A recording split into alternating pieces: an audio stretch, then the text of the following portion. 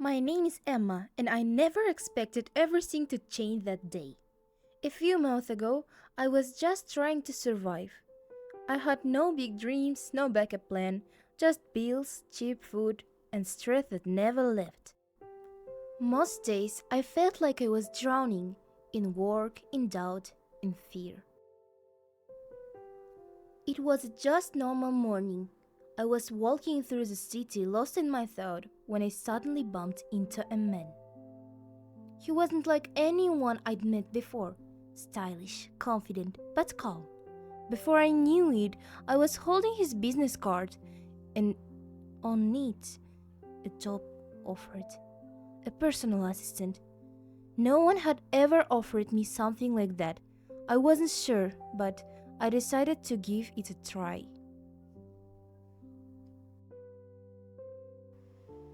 The next morning, I walked into a high-glass office.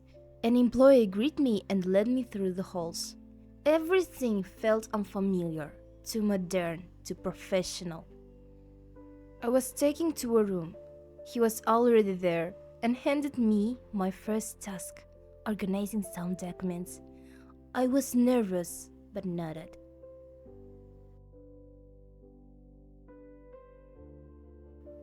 I spilled coffee. I got lost in hallways.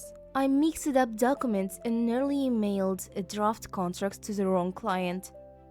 But he never yelled, never rolled his eyes. He'd just smile and say, "Try again." And slowly, I did.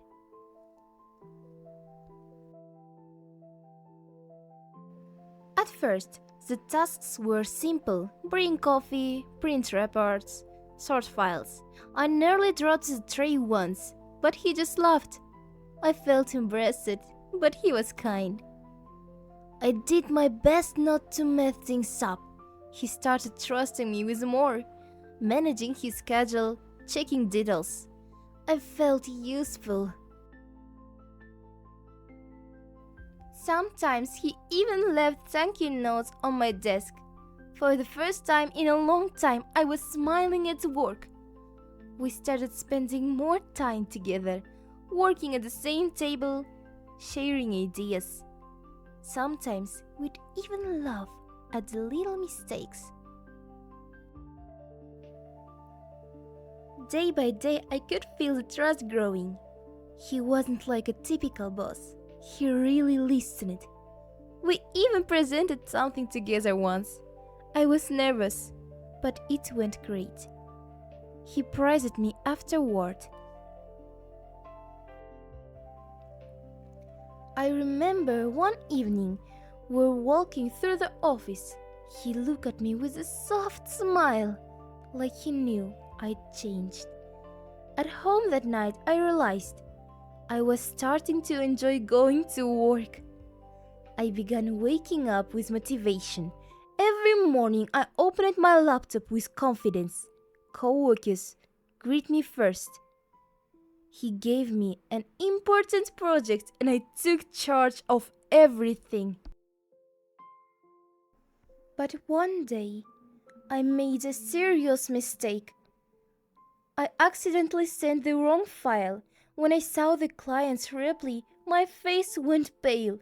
I ran to the meeting room and cried. I was sure I had ruined everything.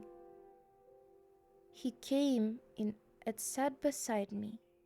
I whispered that I was quitting, but he placed a hand on my shoulder and said he still trusted me, that I didn't have to be perfect.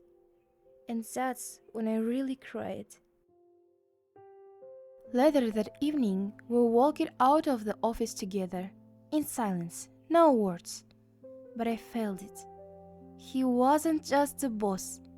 He was someone who didn't want me to give up. The next morning, I came back with a whole new mindset. Colleagues look at me differently. He nods me when he saw me, and I smiled back. I started helping others again. I gave another presentation, but this time with confidence.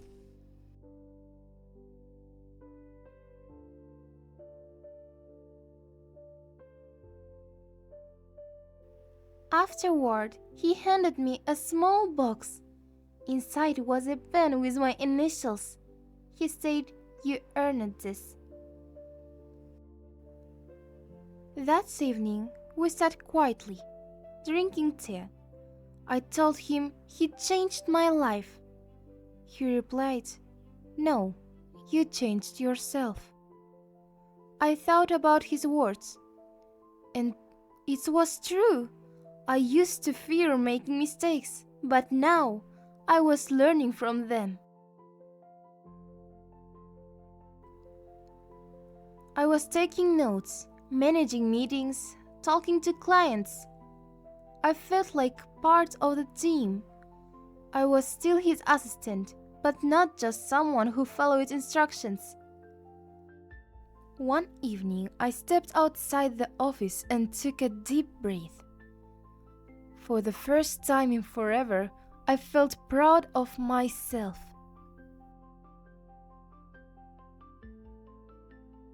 The same night, we met at the exit again. He looked at me and smiled. We walked to the parking lot, chatting like friends. The sunset was behind us, and our silhouettes faded into the city lights.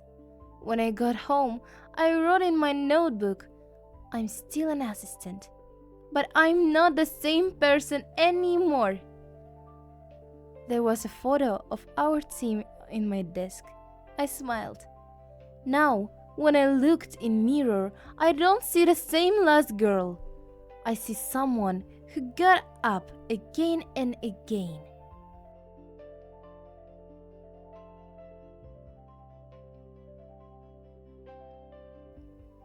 The next morning, I stepped out of my house, wearing a blazer, holding my bag.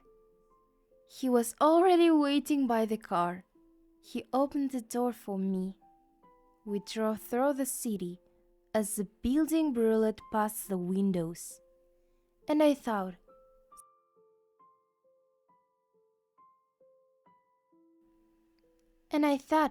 sometimes a random encounter isn't random at all. Sometimes it's a chance to become who you really are. And yes, I'm still his assistant, but he became something more to me. My mentor, my support, my inspiration.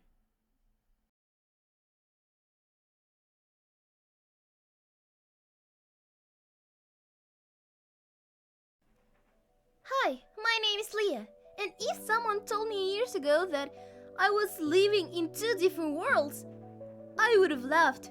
But now, I know it's true. Every time I fall asleep, I wake up in different reality, and that place became my second home. It all started on my 16th birthday. I went to bed tired, angry at the world, feeling like no one. But when I opened my eyes, I wasn't in my room anymore. I was in a glowing crystal room, and outside the window, a city floating in the sky. I thought it was a dream, until I scratched my hand on the rim of the bed and felt pain, real pain.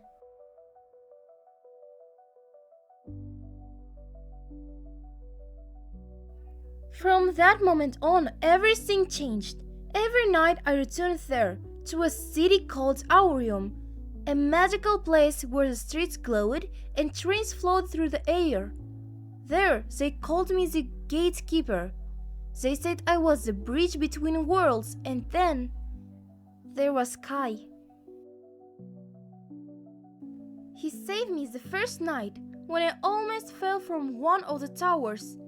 He was calm, mysterious, and knew too much about me. Over time, I started living two lives. By day, a regular schoolgirl, quiet, tired, forgotten. At night, a traveler between realities. I had friends, a place where I belonged, and for once, I felt important. But it became too much. I started losing track of what was real And what was dream? I lost myself. I woke up exhausted, silent, sad. And then one night, I didn't wake up. Not in my world. I lost. I got stuck in AYUME. Kai brought me to an ancestor temple. He said the gates between worlds were closing. If I didn't return now, I'd disappear from both.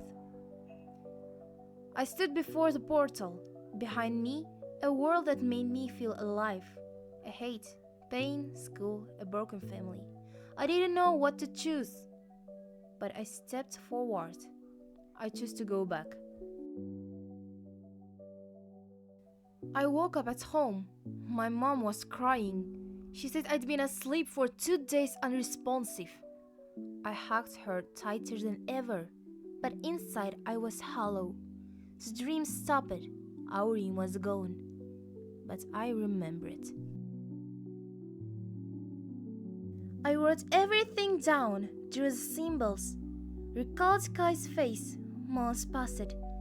Then one day, a symbol appeared on my palm. It glowed like it was alive, and in the sky, just for a moment, a portal flashed open. I knew it wasn't over. I started searching, learning, reading old books. I found a tree of passage, the things that connects the world. And when I touched it, something inside me lit up. I changed. I was stronger, and I was ready. I found a portal in a deserted building, hidden in plain sight. I looked back one last time and stepped through. AYUME welcomed me. Wind, towers, light, and Kai. He smiled, no words needed. We stood together under the tree of worlds, and we knew this was just the beginning, because we don't choose where we're born, but we can choose where we truly belong.